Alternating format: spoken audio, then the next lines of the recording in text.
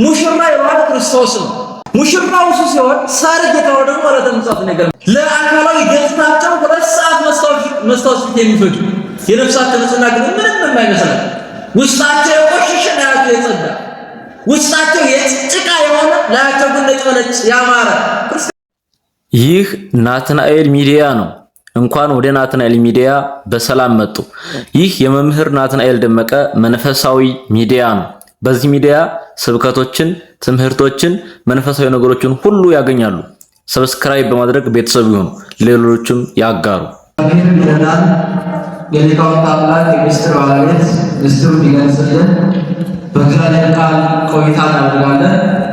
የትምህርታችን ርዕስ አልቦ ዘየአክለነ ለነ ወለክን አላ ሁራ ወተሳየና፣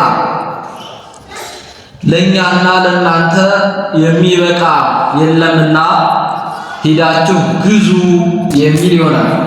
አጠራርጎ ለመያዝ እንዲመችን ሂዳችሁ ግዙ በሚል ቃል ነው የምንማማር። እስኪ በሉ ሂዳችሁ በሉ ተናገሩ እንላችሁ። ሂዳችሁ ግዙ። ምን ብላችሁ ግዙ? አልሰማችሁ? ምን ብላችሁ ግዙ? ሂዳችሁ ግዙ። የማቴዎስ ወንጌል ምዕራፍ 25 ቁጥር 9 ላይ የምናገኘው ቃል ነው። ሙሉ ቃሉ ቅድም ካህኑ በወንጌል ላይ ሲያነቡት የነበረ ቃል ነው። ክርስቶስ ሲያስተምር በምሳሌ ደግሞም ያለ ምሳሌ ያስተምራል። በምን አልኩ? በምሳሌ ደግሞም ያለ ምሳሌ።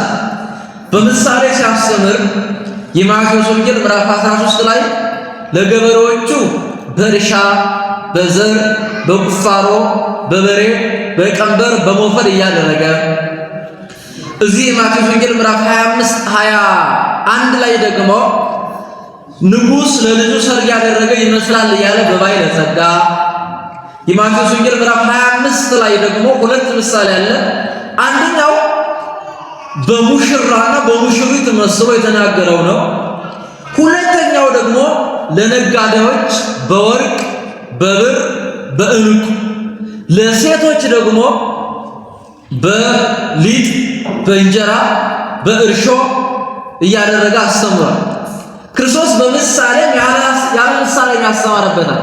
ያለ ምሳሌ ያስተማረው የማቴዎስ ወንጌል ምዕራፍ 5 ላይ ሲታነቡ ብፁዓን የሚል የተራራው ስብከት ተብሎ የሚጠራው የሚራቡ ብፁዓን ናቸው፣ ጽድቅን የሚያረጉ ብፁዓን ናቸው፣ የሚታረቁ ብፁዓን ናቸው፣ ይቅር የሚሉ ብፁዓን ናቸው እያለ በምሳሌ ያለ ምሳሌ ያስተማረው የክፍል ወንጌል አለ። ይሄ አሁን ያነሳነው የወንጌል ክፍል ደግሞ በምሳሌ የተነገረ ምሳሌውን አጠር አድርጎ ለመንገር እንዲመቸን እንዲህ የሚል ነው። አንድ ሰው ሰርግ አደረገ ይላል። ምን አደረገ? ነቃ ብላችሁ ነገር ምን አደረገ አለ? ሰርግ አደረገ።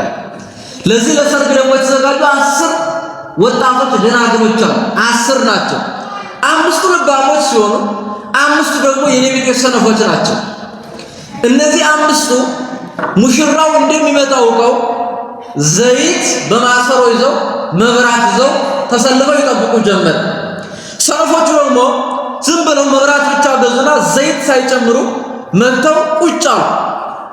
ተመልከቱ። ወጎንደዮ መራዊ ሙሽራው ዘገየ።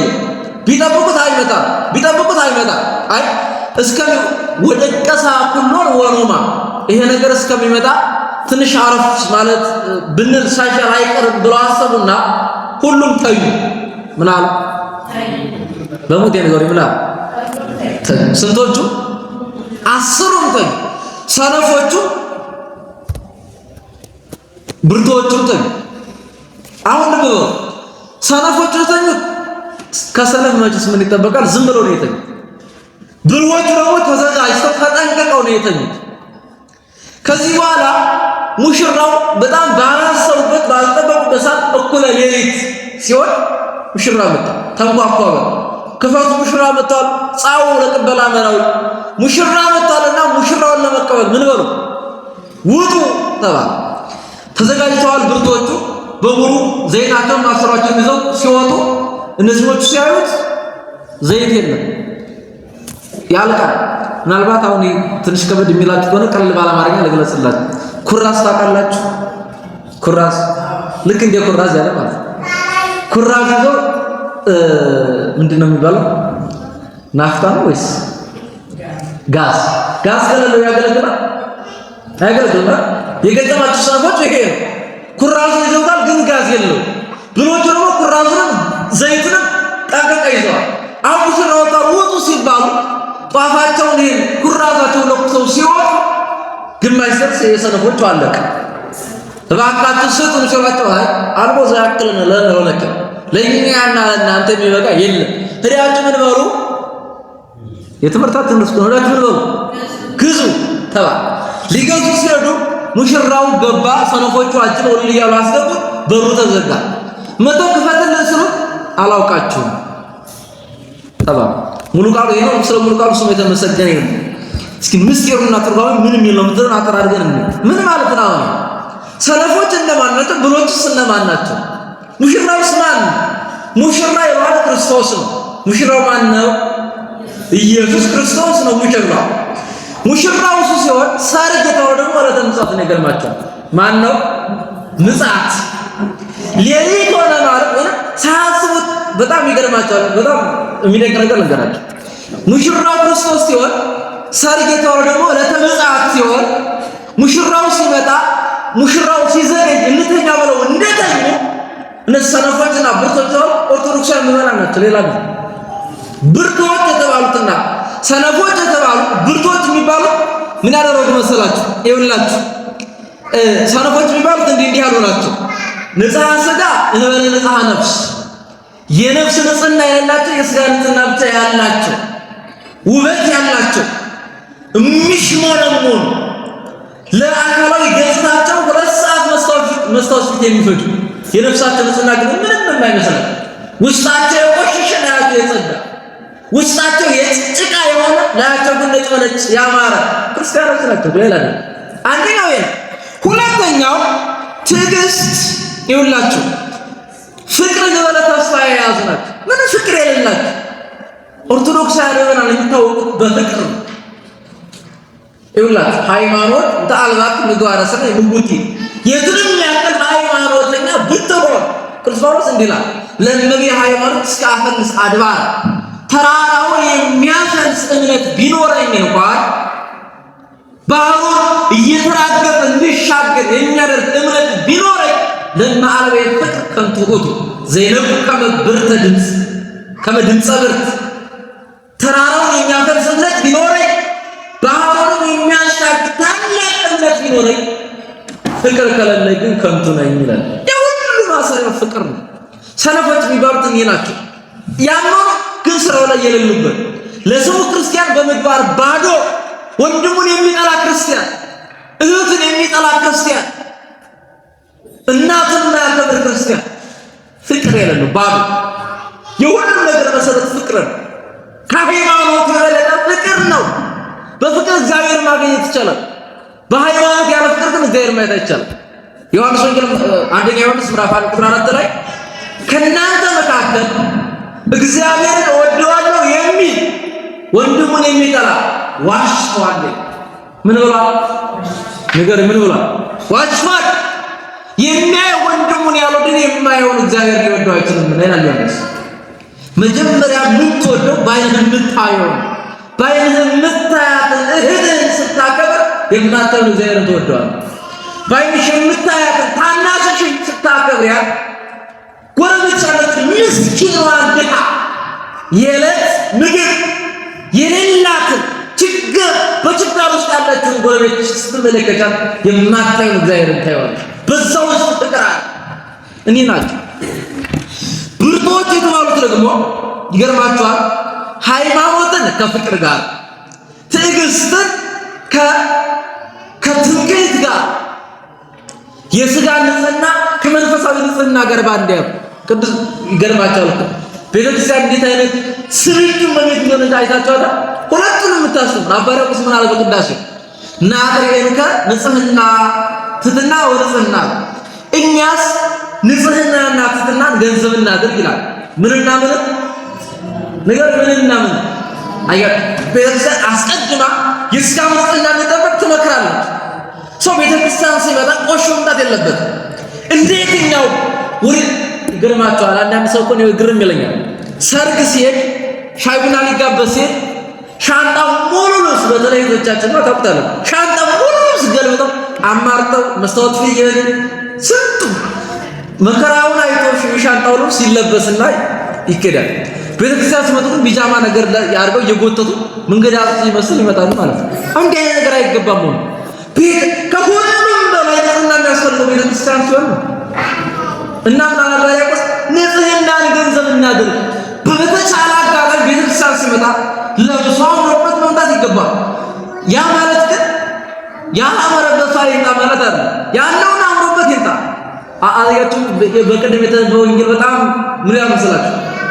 ወደ ተጠርተው ሁሉም ያማረ ልብስ ለብሰው ሲገቡ አንድ የቆሸሸ ልብስ የለበሰው ተገኘ። ወዳጅ ለምንድን ነው የቆሸሸ ልብስ ለብሰው ወደ ሰርጉ የገባው ሲባል እንዴ ዝም አለ ይላል ወንጌል ሊቃውንት መተርጉማን ኢትዮጵያ መተርጉማን ሲተረጉ ለምን ዝም ይላል? የተሻለ ልብስ ስለሌለ ነው አይለውም ወይ ሲሉ እሱም ያለ ልብስ ለምን ከውሃ ደረስከው ብሎ ይናገረዋል ይላል።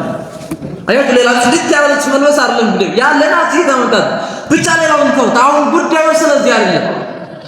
አሁን የቤተ ክርስቲያናችን ጉዳይ ሲቻል አቅም ሲኖር አቅም ሲፈቅድ ስትፈልግ ጆንያ ብለውስና ቤተ ክርስቲያን የምትፈልገው የሥጋ ንጽህና ነው። እንዲህና ባሪያው ቀጥሎ እንዲህ ሲል ይናገራል። አኮ ንጽሐ ሥጋ ባይቱ አላ ንጽሐ ነፍስ ንጽህና ይለዋል። የሥጋ ንጽህና ብቻ በቂ አይደለም ማለት ምን አይደለም? የሥጋ ንጽህና ምን አይደለም? አላሰማችሁ? ምን አይደለም? በቂ አይደለም። ሲጀመር በቂ አይደለም ብቻም ሳይሆን አያስፈልግም። ሁሉ በመንፈሳዊ ነገር ሲታይ ማለት ነው። ቅድም እንዴት አድርገን መጣፍ እንዳለበት ነገር ተናግሬያለሁ። ቤተ ክርስቲያን ግን ከሁሉም አስቀድሞ የውስጥ ንጽህና እስመ ማኅፀነ መንፈስ ጠቢቡ ለእግዚአብሔር ነቢያት ወተናጸሩ ገጸ በገጽ ውስጥን ንጹሕ በማድረግ ነቢያት እግዚአብሔርን አይተዋልና አምሮ ፈታ ብለህ ንጹሕ ለብሰህ ስትመጣ ሰው ያይሃል። ከቃሉ ጋር ናችሁ? ከቃሉ ጋር ናችሁ? አምሮብሽ ስትመጪ ሰው ይመለከትሻል። ውስጥሽ አምሮ ሲመጣ ግን ማን ያይሻል? እግዚአብሔር። ሰብእሰ ይሬኢ ገጸ እግዚአብሔር ይፈትን ልበ ወኩርያተ። ሰው ፊትን ያያል፣ በአለባበስ ይመዝናል፣ በአነጋገር የሆነ ቦታ ላይ ያስቀምጣል። ሰው የሚፈትን አለባበስን አይቶ ነው። ተባከይ ዝም ብሎ ነው የሚል ንግግርን አይቶ በንግግር ያከብራል፣ በንግግር ያወርዳል፣ በአለባበስ ያከብራል፣ በአለባበስ አስቀጥሮ ይጥላል። እግዚአብሔር ግን ጉዳዩ ከልብስ አይደለም፣ ወላደ ከልብ ነው። ሰው በተለይ አሁን በዚህ ዘመን የሚከበረው ልብስ ነው። ቦታ የሚሰጠው ልብስ ነው። ብዙ ሰው በአለባበስ የተነሳ ካሰበበት ቦታ ቀርቷል። ግን በእግዚአብሔር ቤት ስትመጣ ግን ጉዳዩ አለባበስ ላይ ሳይሆን የውስጥ ሁኔታ። ሰው አለባበስ ላይ ሆኖ ቦታ ያስቀምጥ፣ እግዚአብሔር ግን የውስጥ ልቦና ተመልክቶ መንግስቱን ያወርሳል። እነሱ ሰነፎች የተባሉት እነዚህ ናቸው። የሥጋ ንጽህና የያዙ ግን የነፍስ ንጽህና የሌላቸው፣ ሃይማኖት ያላቸው ፍቅር የሌላቸው፣ ሃይማኖት አላቸው ተስፋ የሌላቸው፣ ሃይማኖት ናቸው ነገር ግን የሃይማኖትን ስራ ይሰሩ። ሐዋርያው ቅዱስ ያዕቆብ በመልእክቱ ምዕራፍ 1 ቁጥር 5 ላይ ሃይማኖት እንተ አልባቲ ምግባረ ሰናይ ምውቲት፣ ምግባር የሌላት ሃይማኖት የሞተች ናት ይላል። ምግባር የሌላት ሃይማኖት ምን ያለች ናት? ስለዚህ ከሰነፎቹ ወገን ሳይሆን ከብርቱዎች ጎን እንድንቆም እግዚአብሔር በቸርነቱ ይርዳል። አምስቱ ጠባባት የተባሉት ሃይማኖት፣ ተስፋ፣ ፍቅር፣ ትውክል፣ ንጽሐ ነፍስ የያዙ ናቸውና በእነዚህ መንገድ እንድንጓዝ እግዚአብሔር ይርዳል። ይቆየን።